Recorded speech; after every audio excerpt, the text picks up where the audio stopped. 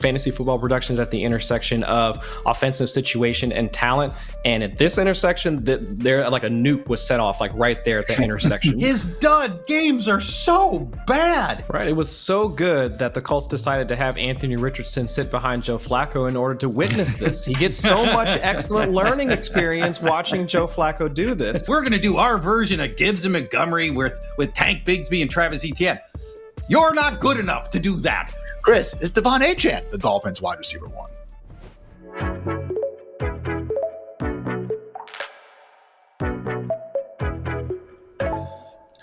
Hello and welcome to the Fantasy Life Show. Happy Monday, everybody. Hope you enjoyed an ever eventful week 9. And now we are here to break down all of the action, overreacting, underreacting, and everything in between. I'm your host, Ian Hartitz, but I cannot accomplish this alone. Joining me as they do every single Monday, Fantasy Life's finest, Paul Charchian and Chris Allen. Fellas, talk about a great day to be great, especially, Chris, for your Bengals. I heard the Allen boys were gritting all over the living room yesterday. They were having some fun watching the team actually find the paint a few times, and Joe Burrow looking like the Joe Burrow that we've come to expect. But we've got another tough matchup on Thursday night. Hopefully we get another W. I'm not getting my hopes up, but it should be a good matchup nonetheless. But I'm excited for the Bengals, no doubt. Bengals Ravens Thursday night football. Maybe almost too good for my liking, but will be a good matchup. Charch, in your case, man, we can get right into your Minnesota Vikings. Had a nice little win there on Sunday night football. Took down the Colts 21-13, covering a 6.5 point favorites. And same old in terms of most of the utilization. However, we did see the return of TJ Hawkinson, and we even got a touchdown out of Jordan Addison, proving that more than just Justin Jefferson and Aaron Jones matter in this Vikings offense. Yeah, squeaky wheel got the grease. Jordan Addison peppered with targets early in the game, maybe to mollify him. I don't know. 5 catches, 5 targets, 42 yards, and a touchdown for Addison. Still going to be a hit and miss fantasy producer most of the time. And you mentioned TJ Hawkinson. His return, I consider it a successful return, if not an impactful box score. He ran 25 routes. He got targeted 4 times. 2 of the targets were 20 yards downfield, which I'd like to see. TJ Hawkinson rumbling through the seam is what we're here for. So we love that. Aaron Jones ran hard. Vikings offensive line, not getting him a lot to work with. Back-to-back games with 3 yards per carry, not great there. Also of note in this game, a couple other quickies. The official backup to Aaron Jones is Cam Akers. You can safely drop Ty Chandler. That whole thing is dead. And Sam Darnold continuing to look really pretty good. He only had 6 incompletions all night. He had 2 picks. One was pretty bad. Next up for the Vikings, 3 straight road games at Jaguars, pretty easy. At Titans, a little thorny, and at Bears. I was about to say that Jaguars game is going to pretty much be the end of this nice little cozy fantasy-friendly stretch they have had. But hey, Kevin O'Connell and company have, at their best, been a problem for pretty much any defense to handle. We will see if Darnold and the boys can keep on keeping on. But Charles, you did mention the Hawkinson return. 63% route rate. Only had 4 targets out there. Actually saw Josh Oliver wind up being the most productive tight end. As everyone can see with our Fantasy Life consensus rankings, you certainly take more of a guillotine approach, higher floor, not quite chasing that ceiling quite so much. Did you see enough from Hawkinson to trust him and get back to, treating him as that top 6 tight end as soon as week 10? Yeah, I think next week he's going to be in a range, especially against the Jaguars, where we're going to be starting him. I believe he'll factor in right around, guessing at this point, but I think he'll be around tight end 10 for me. Does that sound about right to you guys next week against the Jaguars for Hawkinson? Tight end 10? It's about fair. I think last week it was kind of like Hunter Henry and Zach Ertz around that range. And I would certainly want to start Hawk ahead of them. Also going to have 4 teams on bye, which will always help matters. So that was the Vikings. Of course, Chris, we had the Indianapolis Joe Flacco-led Colts on the other side. Not exactly making too much happen. Season lows in points with 6, total yards with 227, rushing yards with 68, and first downs with 13. Per the great ESPN's Mina Kimes, Indianapolis averaged minus 0.35 EPA per play on offense, the worst mark of the season. And Chris, not even just the passing game, but Jonathan Taylor, only 3 successful runs on 13 carries. But man, did you see that completion percentage, Chris? Right. It was so good that the Colts decided to have Anthony Richardson sit behind Joe Flacco in order to witness this. He gets so much excellent learning experience watching Joe Flacco do this. If I had known that the Colts had a quarterback on their roster that would be inefficient behind the line of scrimmage, inefficient in the short area of the field, but could also hit shots in the intermediate and deep parts, well, of course, this is why you start Joe Flacco. I completely understand. That is part of I understand that this was probably what was going to happen against the Brian Flores-led defense. I completely understand that. But this is also, on the flip side of that same coin, why you have your quarterback, your franchise quarterback, the guy that you wanted to build a future around last season, out there earning those reps, out there getting that type of experience so that he knows how to understand and how to deal with defenses when they are throwing as many different looks at you as possible. Now, I understand from a cultural standpoint, there were a number of players that spoke out about the fact that he took himself out of the game this past week. Hopefully, after this week's debacle, they maybe change their stance over how long they want to keep Anthony Richardson on the sideline. But this can't be how the Colts want to try and build this offense and have them compete for a spot in the playoffs in the AFC South.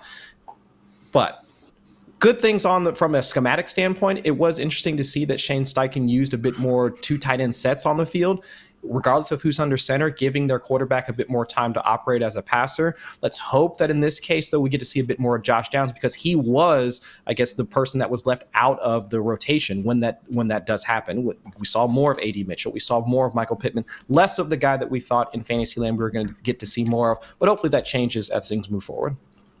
Still wound up being the most productive of the wide receivers, 6 catches, 460 scoreless yards. But to Chris's point, Downs just a 67% route rate, had Michael Pittman and Alec Pierce there north of 80%. So A.D. Mitchell still sadly the odd man out, even though he continues to impress with his target or 2 per game. But yeah, I think lost in the whole Flacco to Richardson thing is what we've seen really from every mobile quarterback over the years. The impact they make on the rushing game, really, I think an argument that is regularly left out of quarterback discourse. So just 48 rushing yards on 13 carries for Jonathan Taylor. Still has the full-time role, but back-to-back tough matchups upcoming again against the Bills and the Jets. Yeah, not a great time to be overly invested in this Colts offense. So maybe we do get Richardson back sooner rather than later. That said, Shane Steichen sticking with Joe Flacco for now. So Mr. Ali has played better, and it was a tough matchup. I don't think Richardson probably would have fared too much better as a passer. But again, if we're going to be bad, might as well be bad with the guy that at least gives you a chance of a long-term future. So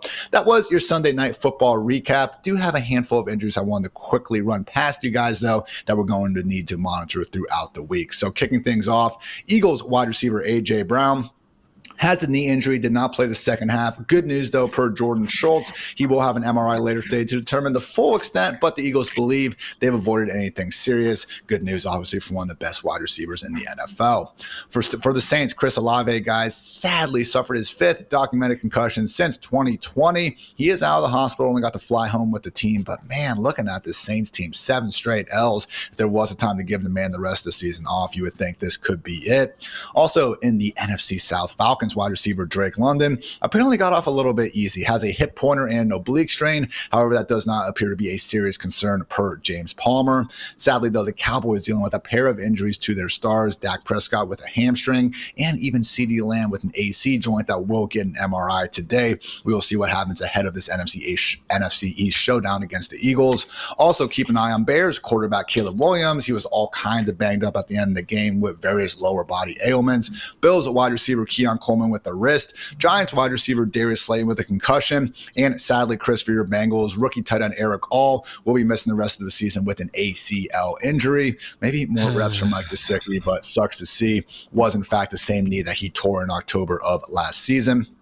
Final 2 notes. Titan center Lloyd Cushenberry, Achilles out for the season. Raiders fired OC Luke Getsy. That's what I was trying to get to, along with their O-line coach James Craig and quarterback coach Rick Scangarello, following their 5th straight loss. League's 26th ranked scoring offense. I would argue entering the season, unironically, with Gardner Minshew and Aiden O'Connell, maybe the bigger problems there, but I am not an NFL coach or a doctor. So that was your rapid fire recap, everyone. And now before we get to overreacting about week 9, a quick word to our friends over at Knockaround. Let me get my Viking shades on. Shout out. Yeah, baby. Sunday night dub. Aren't these fresh guys? Look at that. I got dig the him. team colors. It's not overwhelming though. I'm saying, hey, I'm a Vikings fan, but I'm not in your face about it. It's in a good way about it. And, it's we don't also get in not breaking anybody's face. We lose too much. We have to keep a low profile as Viking fans. Got to be careful. Hey, it's a great season. Future is bright, Charge. Future is bright, Charge. Just like the sun is sometimes. And guess what? These high quality UV 400 protection shades are keeping my eyes nice and clean throughout it all. Polarized lenses for less than $50. Again, I don't know about you guys, but I love wearing sunglasses everywhere. But over the years, I've had some more expensive ones, and nothing is worse than maybe jumping in the pool at the wrong time, maybe getting them snapped for no reason at all. I feel a lot better when I'm spending less than $50 on shades like you can over at knockaround.com. So again, officially licensed NFL collection. We've also been showing off the more regular shades if you're into that. Truly so many options. So again, guys, knockaround.com. You can use code LIFE for free shipping off your order. Gotta love that. And otherwise, yeah, gotta love us some knockarounds. All right, fellas, we're going to get into some positive stud overreactions here in a few minutes. But first, it is time to panic a little bit about some of the duds from week 9. Kicking things off with the Cowboys offense that, as we mentioned, could potentially be without Dak Prescott and maybe even CeeDee Lamb in the near future. So, Charge, are any Cowboys startable if Dak does indeed miss time? Well, I think it's just down to CeeDee Lamb, right? I mean, nobody else are really starting anyway. So let's just talk about CeeDee for a minute. And I know the easy answer is, well, Charge, CeeDee Lamb's great. Never bench your studs. Never bench your studs. Well, tell that to fantasy managers with Tyreek Hill, right? If things go south enough with an offense, everybody suffers. Now, we saw Cooper Rush 2 years ago force into action for 5 starts. In those 5 starts, he averaged 1 touchdown per game and 191 yards. Not awful, but not at all good. In those 5 games, interestingly, CeeDee Lamb kind of got fed. He was wide receiver 1. He was a wide receiver 1 twice. He was a wide receiver 2 twice, and he had a dud win one of those 5 games. But working against that, though, this was 2022. Zeke was in his prime, Pollard. They had that whole thing going. Everything, the whole offense was so much better. This year, Dallas has no rushing attack, and Cooper Rush at the helm. Look, in Cooper Rush, God bless him for being on an NFL roster as long as he has. I think he's closing in on getting to the pension level of, like he got 5 years before you start earning that NFL pension. Dude's Christian Ponder, with just a different set of letters on the name tag on the back. That's it. He's not an NFL starter caliber quarterback, and I don't love the schedule. Philadelphia's pass defense has gotten a lot better. Houston after that, if it turns out that Dak's going to miss a couple of games. I think I'm going to have CeeDee Lamb as a flex level guy. Like, I'm just guessing somewhere in the wide receiver 25 range. Sound about right to you guys? Yeah. I could see maybe bumping it a little bit higher, but to your main point, Charge, that's it, CeeDee Lamb, that we're really trusting in the lineups because, Cooper Rush got that shiny 5-1 record that I know Skip Bayless has loved to yell about over the years, but you look at the offensive performances in those games, not nearly as pretty. Just 20 points, 20, 23, 25, 22, and 17, only cleared 235 passing yards once. And let's remember, Chris, that was when he was actually working with a Cowboys offense that was regularly leading the league in scoring with Dak under center. This year, through 9 weeks of action, man, just the 20th ranked unit in points per game. Right. And I think to Charch's other point was the fact that this schedule doesn't really lend itself to the offensive situations you would want for your backup quarterback. Philadelphia, Houston, Washington, and the Giants, the next 4, all over the top half of the league in terms of pressure rate. And this is not the guy that you want under center having to deal with making decisions on the fly. Cooper Rush, in the last 3 to 4 years when he's been put under start, negative EPA per drop back, once he's under duress. So I do have legitimate concerns about the Cowboys offense as a whole. And that was outside of the fact that we were having Dak Prescott throw into tight windows, cause interceptions, things of that nature. With Cooper Rush under center, everything falls off. The team's yards per drive drops to over 10%. Their scrimmage yards drop by about 50 to 60 yards per game. They're only scoring about 20 points per game when Cooper Rush is their quarterback. So CeeDee Lamb, low-end wide receiver 2, just because of the volume. Luckily, he got about 20% of the team's targets when they did have to switch late in the fourth quarter or late in the game, during the fourth quarter. But also, He's also CeeDee Lamb also dealing with the potential AC joint sprain as well. He does have a shoulder injury. Let's see how his health looks moving forward. But if he is going to be the wide receiver one for his team, that at least gives us some sort of confidence that we can slot him in as maybe a wide receiver 2-ish, low end, like somewhere in there. Jake Ferguson, also potential middling tight end option as well. But other than that, I'm not starting anybody from the Cowboys roster moving forward. Encouraging data point for Rico Dowdle yesterday, 73% snaps, 59% of the teams carried, 61% routes. But that was with Zeke missing it due to, again, I guess blowing off a bunch of meetings. Weird thing to do on your, kind of last chance to, be with an NFL team. But I am not a starting NFL running back. So, yeah, we will see what happens there. Going up against that Eagles nasty front seven, though, next week. Certainly not going to be answering many close start-sit questions with the Cowboys. Another issue going on, guys. Marvin Harrison Jr. felt like we were back, had that awesome game against Jalen Ramsey and the Dolphins. Wide receiver 5. That said, this last Sunday was not pretty. Charge dropped a pass down the sideline that would have been a lot cooler if he caught. And even when he did get a big play, wound up fumbling the ball away. Going to have to take on the Jets in week 10 and then a bye. I mean, look, I did not write this line copy, but maybe some people would agree. Is Marvin Harrison Jr. borderline droppable in shallow leagues? Well, there's a term that I've been using called sabotage drop. Sabotage drop is something you can do at starting about now. It's better maybe as you get a little deeper into the season, but the idea is you drop a brand name player. Somebody else is going to have to either spend fab or waiver priority or something. People's going to go get that player, and that player is going to materially hurt whoever grabbed him. Now, Marvin Harrison is in the conversation for this because his dud games are so bad.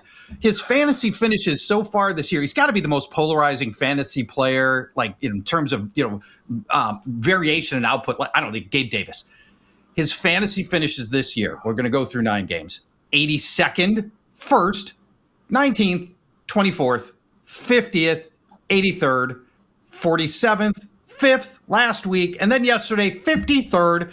That distills down to 9 games with 2 great games, 2 medium games, and 5 horrible games for Marvin Harrison. So, and then as you mentioned, the Jets are coming up. It's DJ Reed and Sauce Gardner. Can you start him this week? It'd be bold to start him this week. I think he's probably going to be wide receiver 30 this week, something on that. And then he goes on bye after that, as you mentioned, Ian. And according to the FantasyLife Strength of Schedule tool, the Cardinals have the 5th easiest remaining schedule. So maybe that's an angle that you could use. Harrison's success correlates entirely to how many passes he gets.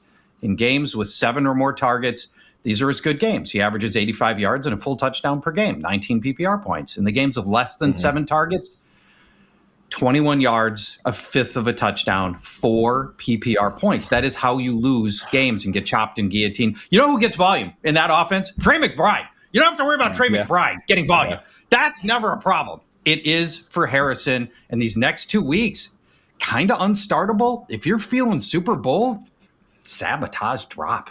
Ooh. Man, Cardinals are spicy. first place. Cardinals first place NFC West, so we're not coming at Jonathon Gannon or anything like that. They're doing what they need to do out there. But Chris, man, this is wild because I understood the whole, oh my gosh, why would you use a first-round pick on a rookie wide receiver sentiment? I don't think it was exactly the craziest call to say, yeah, Marv shouldn't have been ranked as a top 12 wide receiver. But even I think the quote-unquote relative haters, no one had him ranked outside the top 20 because we were still looking at the clear-cut wide receiver 1 for Kyler Murray.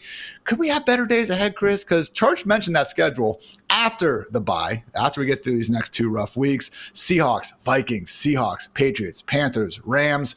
Wouldn't it be the first time we saw a rookie wide receiver end the season in style? It's possible, but even Kyler Murray's play has been volatile on a week-to-week basis. Like, look at how little he's been scrambling over the last 3 weeks. I mean, week 7, he was around like a 10% scramble rate. Week 8, it was down to around like less than 3%. Wasn't scrambling at all last week. And now he's also taking multiple sacks in between games when he's not moving around in the pocket, not pushing not moving the ball, not moving the offense like with his legs. And now you see that also derails a guy like Marvin Harrison, who's being used farther downfield than we would expect for most wide receiver ones. His average depth of target is well over 12, 13, 14 yards on a weekly basis. We reverted back to him being used more as this perimeter wide receiver. Week 8 was an excellent usage of how Drew Petzing was able to get the ball in Marvin Harrison Jr.'s hands on crossing routes, short, quick slants, things of that nature, so that he can actually work after the catch. None of that this past week. It was deep shots. It was perimeter shots. It was all of these highly contested, low percentage plays that force him to be an athlete versus a wide receiver. So if we can switch that up, maybe look at how the Giants are using Malik Neighbors, even though that's probably the only time we're going to say, do what the Giants are doing. That's probably the only time you'll ever hear somebody say that. But use your wide receiver one as your wide receiver one when you know your personnel outside of Trey McBride and maybe Greg Dortch here and there are the guys that are going to be your consistent playmakers on a week in and week out basis. I do not understand how they haven't been able to figure out how best to use Marvin Harrison Jr. And until they do, I agree with both of you that he is going to be one of those guys that you might be forced to start him because you don't have too many other options given the draft capital that you spent on him over 2 months ago. But given his usage and how the team is trying to use him so far, it's going to be such a rough road going ahead. Nothing has been easy for Marvin this offense. And as a, Columbus, Ohio lifer, it pains me how admittedly spot on Charch's Gabe Davis comp was, at least to this point. So bigger and better days ahead, I'm hoping. But guys, it has been volatile so far. Let's close things out with a look at this Jacksonville Jaguars backfield that Charch got back to full health. And yes, wasn't exactly productive for Tank Bigsby or Travis Etienne, but also we had Dearness Johnson being targeted with the game on the line and being used a bit more than expected. So, Charch, is this Tank Bigsby, ETN split backfield, basically rendering both players as unstartable? Yes, sadly. And here's the frustrating part. The Jaguars are a 2-win operation. What do those 2 wins have in common?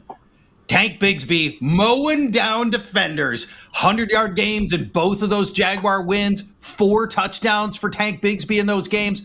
So, naturally, what does Doug Peterson do? The first chance he's got to revert to a split backfield, he goes to the committee backfield. ETN with 5 touches, Tank with 8 touches, Dearness Johnson frustratingly involved, and nobody scores. The Jag lose at a lopsided game that wasn't nearly as close as the garbage time touchdowns at the end would suggest. I have zero faith in Doug Peterson's ability to figure this out. I think he's going to go down in flames with both guys in a committee role, and honestly, this Jaguars offense just isn't good enough to support 2 fantasy runners. I think Peterson rolls out of bed and he watches like the Lions. He's like, Gibbs and Montgomery. That's what we've got here. We're gonna do our version of Gibbs and Montgomery with Tank Bigsby and Travis Etienne. You're not good enough to do that. You've got one runner who's materially better than the other one. Can you just give Tank the ball and just go let him be your workhorse back? It's wild we reached this stage, Chris. Etienne's been fantastic for certain portions of his football career, but at least in 2024, man, it's been Bigsby. Pull up any sort of, advanced rushing metrics chart you have, and guess who's going to be in that top right quadrant? It will be the second-year talent. So last week it was 55% snaps for Tank, 31% for Etienne, 22% for Dearness Johnson. So, Chris, Vikings, Lions, bye, Texans, Titans, Jets over these next 6 weeks. I don't know about you, man, but I'm not feeling confident about either running back during that stretch. No, and this Jaguars offense probably doesn't feel comfortable about this upcoming stretch either. This is the same offense that ranks average or below average in essentially every offensive metric that we would want for fantasy production.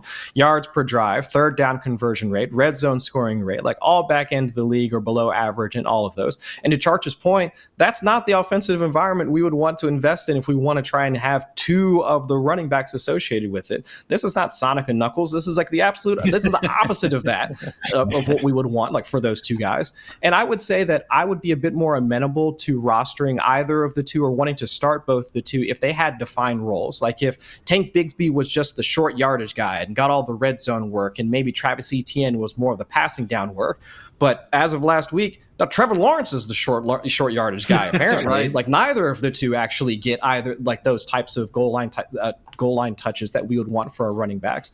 So with the upcoming schedule, I mean, Detroit, they're yet to allow a 100-yard rusher in a single game. The only multi-touchdown scorer against the Lions was Kenneth Walker. That was back in week 4. And the running backs that have gone up against the Vikings and actually have had good days are Jahmyr Gibbs, Jordan Mason, and Kyron Williams. I don't think either of those two running backs, like Travis Etienne maybe last year, I would compare him to those two guys, but neither of those two fit in that type of mold. Neither of them are getting the workload. Neither of them have the explosive capability that we would need in order to create those big plays to get them down the field. So I can't roster either of these two at this point. They're on my bench. If you're stuck with them, you're stuck with them. But for right now, until we see some sort of delineation between the two and also consistent usage in the fantasy areas that we need them to, I can't start either of them.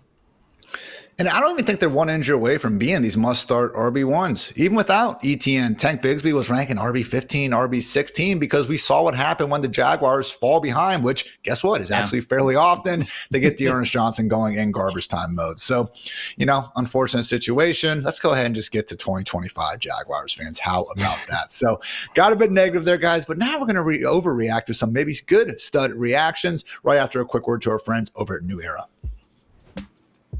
Get my Vikings hat on again. Freaking love this Vikings logo. Underrated in the worldwide, sports landscape, if you ask me.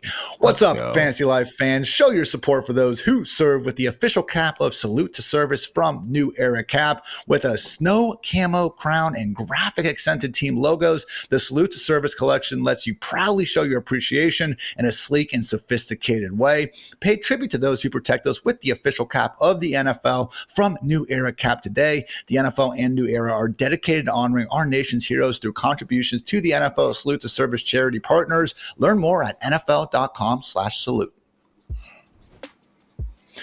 All right, fellas, stud overreaction time. And boy, is this a doozy. Charch, Derrick Henry, is he entering the GOAT, greatest of all time conversation? It's been an amazing career, and it's still going strong. This season I don't think is going to be a GOAT season because we have LaDainian Tomlinson's 2006 season, which will never be topped. We can do this thing for 100 years. Nobody's topping LaDainian Tomlinson's 2006 season with 31 touchdowns, but let's just spend a minute just heaping some love on Derrick Henry. The metrics have been going the wrong direction for a couple of years in Tennessee. We didn't know where the fault lied. Was Derrick Henry just finally slowing down, or was the offensive line just really bad in Tennessee? Baltimore picked him up. Dallas didn't need him. Baltimore picked him up, and it couldn't be going any better. He's on pace for 2,200 combo yards and 25 touchdowns, which would be one of the best fantasy seasons of any running back ever. According to the FantasyLife Strength of Schedule evaluator, the Ravens rank 24th in strength of schedule, 0 remaining easy games. Isn't that interesting? But he also just dominated a previously very good Denver run defense and didn't seem to faze him whatsoever. And sort of the beauty of Derrick Henry, never gets hurt. And defenses can never afford to key on him because Lamar's going to beat you if you do that. We've seen so many times, and you just alluded to this a few minutes ago, Ian, when you've got these highly mobile, designed run quarterbacks, it opens up the running game for so many running backs. And that's Derrick Henry right there feasting. There's just no reason to think this thing drops off. And it's part of the beauty of what Derrick Henry's given us this year. So we'll just take a minute for a little Derrick Henry appreciation. Look, Ravens O-line over the years has been great, even while swapping out a lot of starters. I think they had 3 new ones this year, but they continue to rank near the top of the leaderboard in yards before contact per carry because of that gravity from Lamar Jackson. But even all that aside, Chris, really is tough to overstate just how good Henry has been. There's a graphic yesterday. I think he's the first guy since Jim Brown to be number 1 in the NFL in rush attempts, rush yards, yards per carry, and rushing touchdowns. So wild stuff. If you want to stack up the entire careers, I still think we're going to have people saying you're Barry Sanders, you're Walter Payton, you're Emmitt Smiths of the world, but maybe just more so in the modern era, Chris, which I think is probably a better way to have these GOAT debates anyway. At this point, man, I think the only 2 you could definitively say have been better than Henry, LaDainian Tomlinson, and Adrian Peterson. And guess what? The big dog isn't done eating just yet. Yeah. No, not at all. And this is when we talk about fantasy football production, we always say that fantasy football production is at the intersection of offensive situation and talent. And at this intersection, there like a nuke was set off like right there at the intersection, because that is what we're seeing from Derrick Henry. We knew that him coming over his like battering ram type of approach to if I get 2 steps on you, I'm gone and I'm creating an explosive.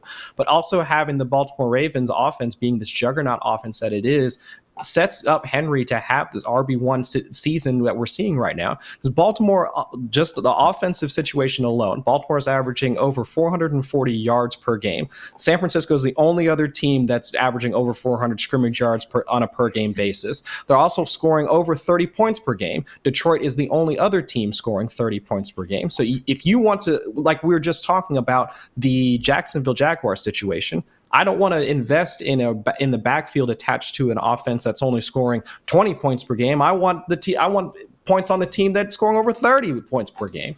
So if Derrick Henry is going to be one of the leaders in not just attempts, but attempts inside the 10, inside the 5, has more attempts than most of the other running backs that are getting over 50% of the team's carries, and he's also getting those money touches as well, yeah, he is set up to have one of the better seasons of all time from a fantasy standpoint. And if you took the plunge and drafted him after all the stuff we said over the offseason, he's too old, he's too washed, he can't hold up anymore. He's 30 years old. Congratulations, you did it. You have the RB1 of the season. Congrats. Hat tip to you out there, my friend. Let's talk about another running back who certainly had a big week 9 and maybe even bigger weeks ahead. 32 touches for Chase Brown last week, charged with Zach Moss sidelined with that neck injury. Now could be a situation where we don't see Moss here for a little bit. Underdog's Josh Norris even sent out a tweet saying that according to his DMs, they are saying that it's not just a this week neck injury for Zach Moss. Particularly makes sense with this short week ahead against the Ravens again on Thursday night. So, Charge, even once Moss is back, though, do you think Chase Brown has forced him out of a job? I think that's happening right now. We saw Brown get all the 32 touches yesterday, and then, Thursday night if Moss doesn't go. But here's the real reason why I think there's a scenario here where this thing heavily tilts towards Chase Brown, even when Moss is available, is look at the history with Zach Taylor. And, the timeshare we had been experiencing this year is really the exception. Over the past 3 years, Joe Mixon was averaging 19 touches a game. And twice in the last 3 years, Mixon finished top 5 in rushing attempts. I mean, this is Zach Taylor's history here, is to have a lead workhorse back and then periodically rotate other guys in. And I could see Zach Taylor going right back to the player who frankly just looks way better and has earned more time. And that's Chase Brown. It's not to say that Zach Moss won't get another carry and that he's not, you should necessarily drop Zach Moss. It's just that Brown is faster. He's shiftier. He's a better receiver. And he's converted 3 or 4 carries from inside the 5 into touchdowns. He can be the goal line guy as well. So I just think there's a real case here where Brown comes out of this injury as just the workhorse back that Zach Taylor likes to use. And Chris, the crazy part to me, if you would have told me how, the numbers Chase Brown had, I would have assumed he was ripping off one big play after another, but hasn't really been the case yet. He's still kind of holding that tool, just, I guess, waiting to explode for a big one. Long rush on the season, I believe, is just 30 yards, long reception, only 13. So Moss this year, only running back worse in terms of rush yards over expected is Ezekiel Elliott. So it seems like this is Chase Brown's backfield. And I would expect that to be the case moving forward, because even when Chase Brown was back in college, he did come out of his last season at Illinois having over 300 touches if memory serves. So he does have that workhorse profile as a part of his game. My concern, and this is mostly as you can see the hats like sitting there behind me as the neurotic Bengals fan, that what are we going to see the Bengals try and do and mix in a guy behind him? Travion Henderson, guys working behind him. I'm not so sure that those guys are going to really make a dent in his workload, but let's take into account the fact that T. Higgins was out just this past week. We did see them actually use more 2 tight end formations for the first time all this season. Over 40% of their snaps were with 2 tight ends on the field. Also getting in working in like multiple pass catchers, like from the tight end position. So because we were just talking about Mike Gesicki grittying into the end zone, Drew Sample getting worked in, Tanner Hudson getting worked in. So let's see what the offensive wrinkles that they try and add into the passing game start to change things for Chase Brown. Let's also hope they can stand up also as a pass protector. That was one of the good points for having Zach Moss on the team to begin with, because once you get into obvious passing situations, and with the injuries to Orlando Brown, Marius Mims has been in and out of the lineup. Let's see if Brown can also hold up as the pass protector in what is going to be the critical portion of the Bengals offense will be their passing game and not really their running game, unless we see a bit more out of Chase Brown, but hopefully that's the case. Tough matchup against that Ravens front seven, but you know what usually beats a tough matchup, guys? RB1 level volume, and that's what Chase Brown should be having. Another backfield, though, with some injury ramifications going on. Could be seeing the return of Jonathan Brooks in Week 10. The Panthers' rookie RB expecting to make his NFL debut. Charged, though, Chuba Hubbard been pretty good this season. 5th in rushing yards, 10th in yards after contact per carry. I mean, this is the league's 5th worst offensive line in yards before contact per rush. So, Charge, do you think that Chuba Hubbard may be Jonathan Brooks proof given how well he's played? Honestly, I do. Hubbard has been a shocking value. And, Jonathan Brooks expected to debut in Germany this coming weekend. We're exporting Panthers Giants. Let's hope Germany doesn't sending our best. Start looking for retribution. History suggests that's a country we do not want to anger. So you mentioned some of the stats on Chuba Hubbard. He's been terrific among starters. He's 5th in yards per carry. You mentioned 10th yards after contact, 7th in yards over expectation, while languishing in Carolina, getting minimal support from the offense around him.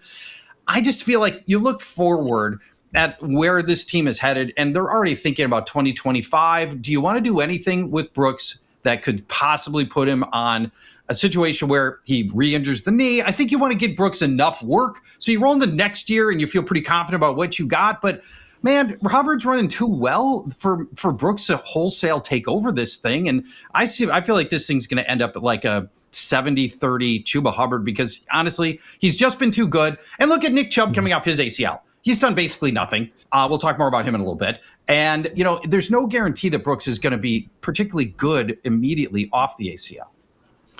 Giants defense hasn't been a great run D in recent weeks, but after that, Chiefs, Buccaneers, Eagles, not exactly looking like slam dunks for, the Panthers offense as a whole. Not like they've exactly earned the benefit of the doubt this season as it stands. Chris, an offense we can be believing a bit more in thanks to the return of Tua Tagovailoa. The greatest show on surf, Miami Dolphins have 27 points in back-to-back weeks, yet the leader still to this day in receiving PPR points. Again, not rushing, just receiving. Devon Achane, more than Tyreek Hill, more than Jalen Waddle, more than Jonnu Smith.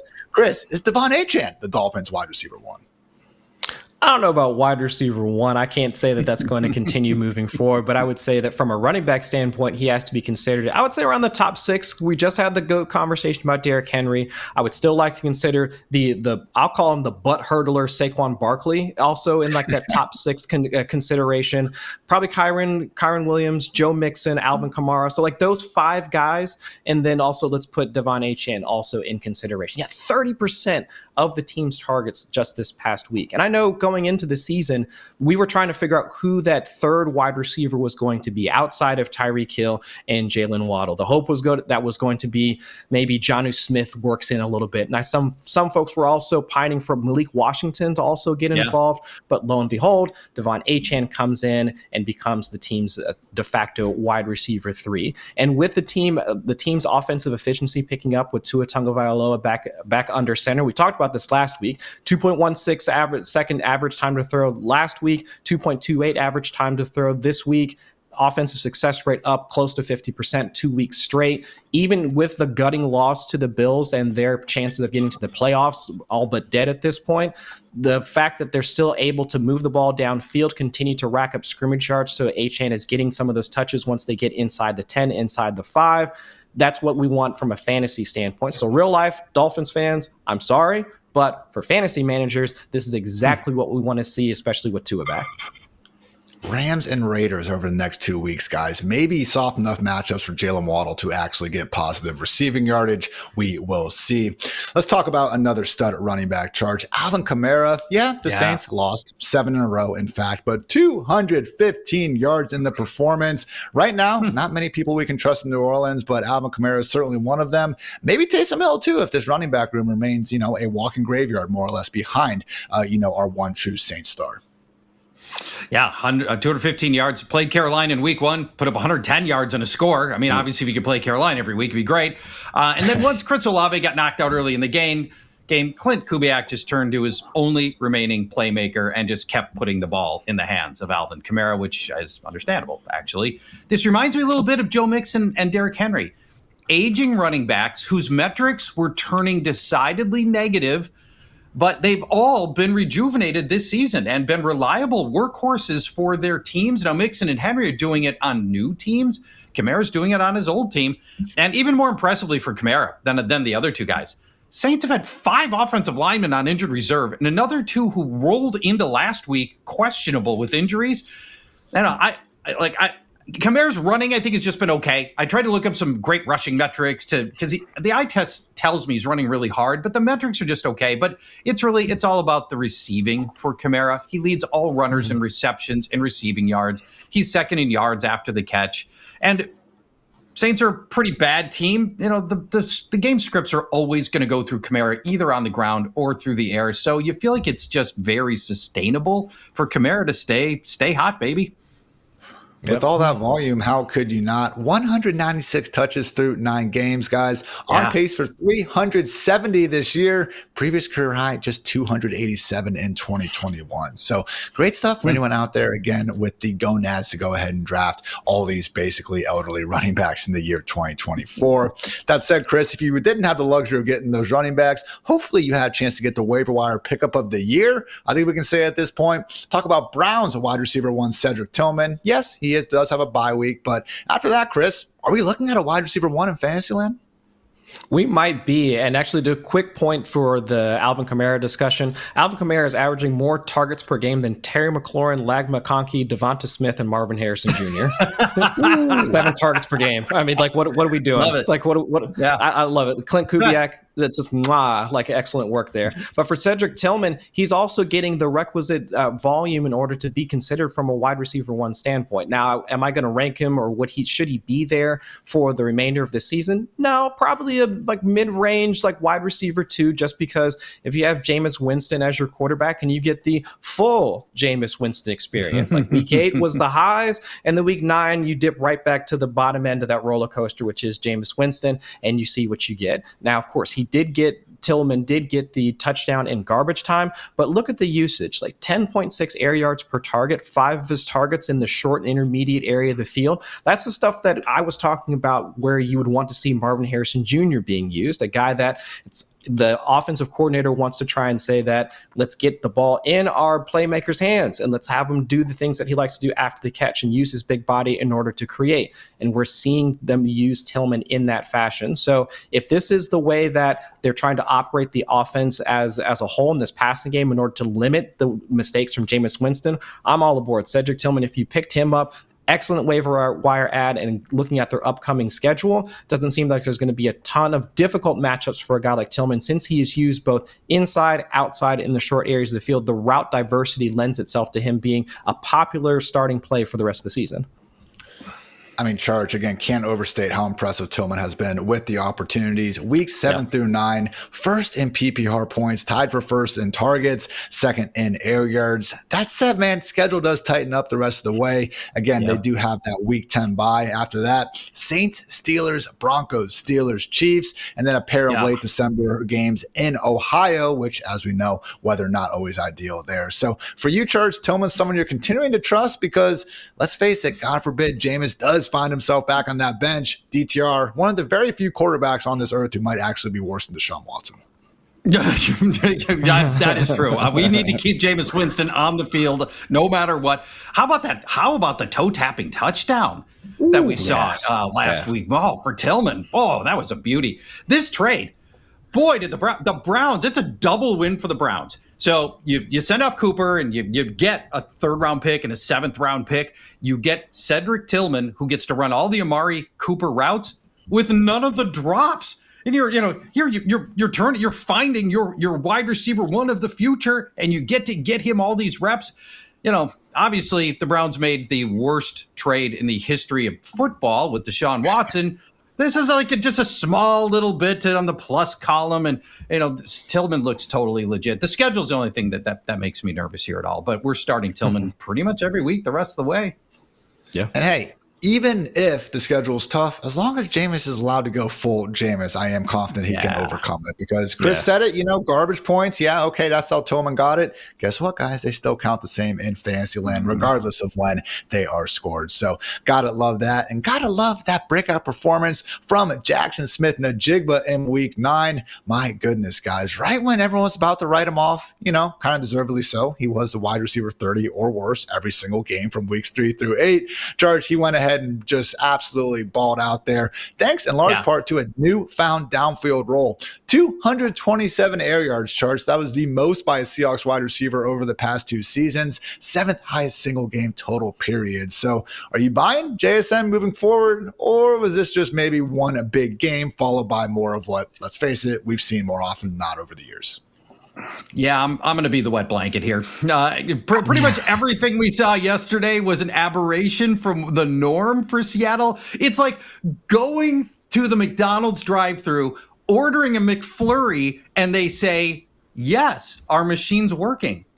That much of an aberration. So he had the 13 targets, which is a lot. So that's out of norm, although he did have more targets in one game earlier this year. This game had his first on the season 20-yard catch for Jaxon Smith-Njigba. His average depth of target yesterday was 17 yards, but entering the game, it was 6.5 yard average. So, he runs from the slot almost entirely, 86% slot rate.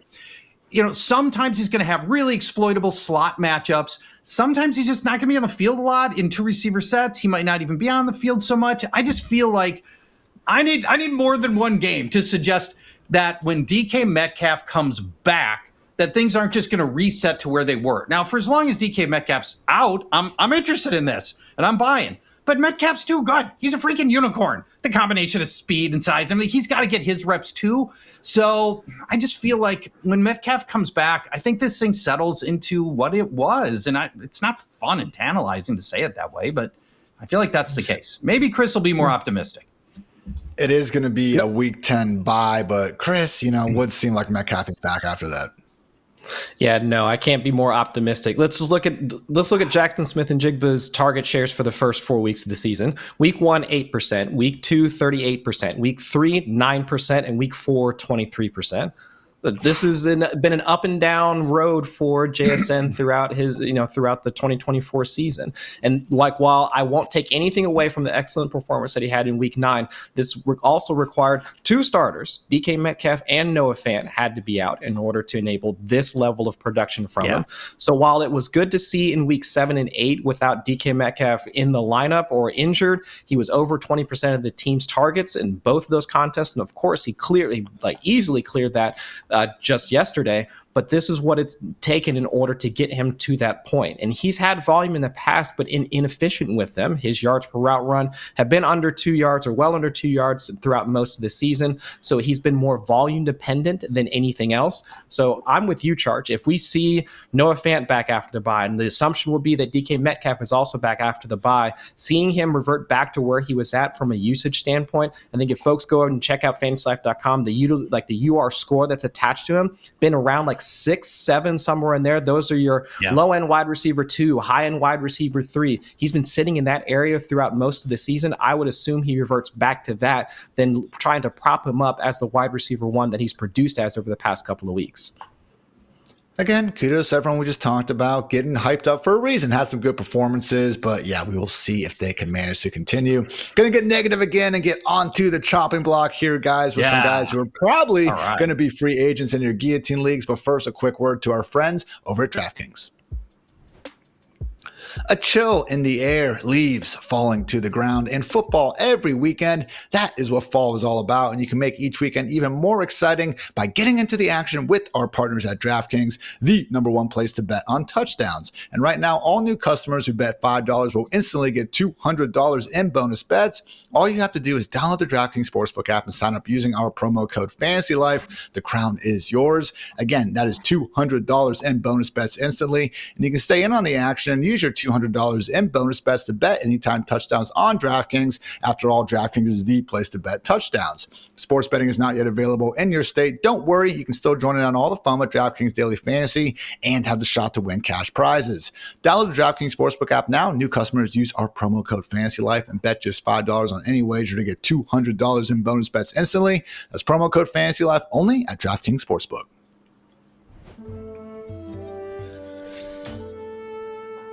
On the chopping block, Charch, we got some doozies here. Nick Chubb, 16 touches, that's good. 35 scoreless yards, that is not good. How are you feeling with Chubb ahead of that aforementioned not great schedule, especially with that Week 10 bye right on the horizon? Yeah, this is not a great opportunity for Chubb, unfortunately. It's been bad, averaging 2.5 yards per carry so far. Now, granted, some pretty good run defenses in here. Baltimore and the Chargers are two top 5 run defenses. In 3 games, Chubb's long run, 15 yards. The FantasyLife Strength of Schedule tool has the Browns with the 6th easiest remaining schedule, but they've got the bye, which you mentioned, Ian. But and by the way, after that, it doesn't look as easy to me as it does the schedule, the tool.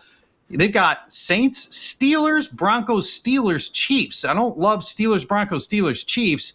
With the bye weekend here, Nick Chubb, I don't think I'm bidding on Nick Chubb in my Guillotine League. I'm not even $1, I don't think. I'm going to wait and see if he doesn't get chopped somewhere in the middle of that Steelers, Broncos, Steelers run, Ian. I don't know. It doesn't look great to me.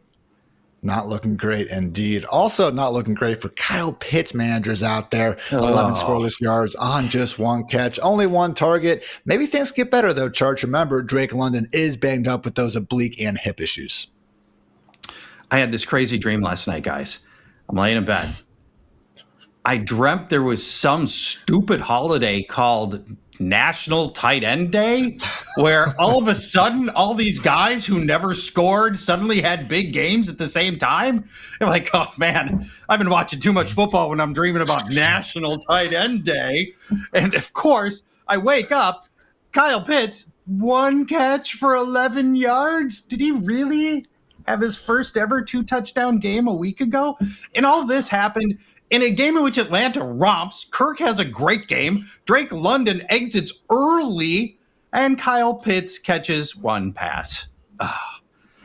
Well, if he does get cut in your Guillotine League, Pitts should be rostered. He had been suspiciously reliable prior to last week, and honestly, no tight end feels like a safe play on a week in and week out basis other than maybe Trey McBride. So, yeah, you're going to put some money down on Pitts, but you know the roller coaster ride you're going to be on here. We'll put $10 out of $1,000 on Pitts, and it really costs you more. The roster spot costs you more than the dollars that you'll put on Pitts.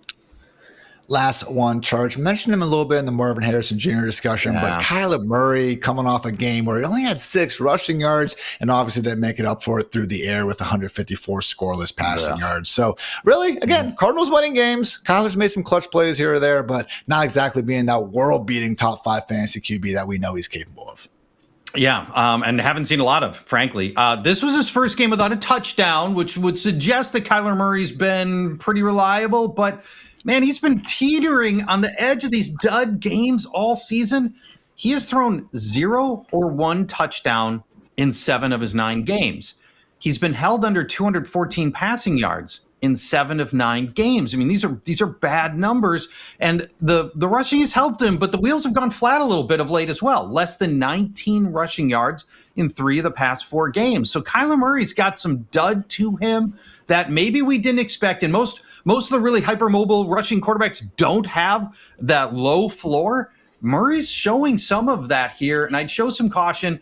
Guillotine leagues, I think he's a $20 quarterback. That's it out of 1,000. So, we're really, what was that, 0.2% is all I'm going to put down. Everybody's got a good quarterback at this stage of the Guillotine League season. We don't need to reach for Kyler Murray here. Again, guys, that was on the chopping block. Make sure you check out all of Charch's Guillotine League goodness, always at FantasyLife.com. But we do have some breaking news to go ahead and close out this edition of the Fantasy Life show. The Saints have fired head coach Dennis Allen. Apparently losing to the Carolina Panthers is, a fireable offense. Honestly, don't necessarily disagree with that. So 18-25 in these 3 years with the Saints, 7 straight losses. Yes, injuries have contributed to that, but Chris, let's face it, not like even this. I guess if we want to take a 2-week sample, they look like a pretty good football team. Not trying to take that away from them. But even that in hindsight, man, Panthers and Cowboys need to see more from Dennis Allen this year. 100%. And this is also the same team that was starting to lose the locker room. They talked about some of their team captains, Cam Jordan walking away from the team afterwards. We saw Michael Thomas going on Twitter and doing his thing, talking about how the organization has been to him. So it's been disarray both inside and outside of the team. But for fantasy purposes, we know who we're going to be targeting from that standpoint, or who we want to have on our rosters. We'll see if Clint Kubiak takes over as interim, or who they want to promote in order to take over. But from an offensive standpoint, it's Alvin Kamara with Taysom Hill, maybe a mix of Juwan Johnson, maybe to see if he gets a few more targets now with Chris Olave out. But other than that, we know where everybody's bread is buttered from a fantasy standpoint. But for Dennis Allen, man, it started off the season kind of rough, calling out Kendra Miller and all those other guys for not being healthy and being out there on the field, and now to see lose the team within a couple of months. I mean, who could have seen this coming? This is bizarre. Yeah, Charge, not necessarily a coach that, social media and fans have been loving. And just honestly, man, as a defensive-minded head coach, you look at it through 9 weeks, the Saints are 28th in yards allowed and 26 in points. That's just not cutting it. No, I do feel bad for him because the injuries are devastating. I mean, this is as injured a team as there is in the NFL. Earlier in the show, I mentioned 5 offensive linemen on injured reserve. You lose Chris Olave on and off for the entire season. You lose Rashid Shaheed, who looked spectacular to start the season. And Marshawn Lattimore is one of the best cornerbacks in the league. You've been without Lattimore for most of the season. Paulson Adebo hurt. I mean, the excuses are there from the injury standpoint, but what you can't have is players openly saying we quit on the game. Cam Jordan issued an apology on Twitter after yesterday's game, and you'd gotten to a point where the injuries aren't enough of an excuse when you've lost the players, and that's unfortunately what happened here in New Orleans. Mm-hmm. Sorry, Saints fans. Maybe, I don't know, Cooter Doodle seems pretty happy in our company chat. So maybe the vibes are actually improving out there in NOLA. Certainly can't get much lower. So that's going to wrap up this edition of the Fantasy Life Show. We'll see you guys tomorrow. Myself and Dwayne McFarland getting after the utilization and sheesh goodness that just occurred. So appreciate you guys tuning in. As always, for Chris, for Paul, for producer Matt, for producer Kelsey, I'm Ian. Thanks again for checking out the Fantasy Life Show. And until next time, take care, everybody.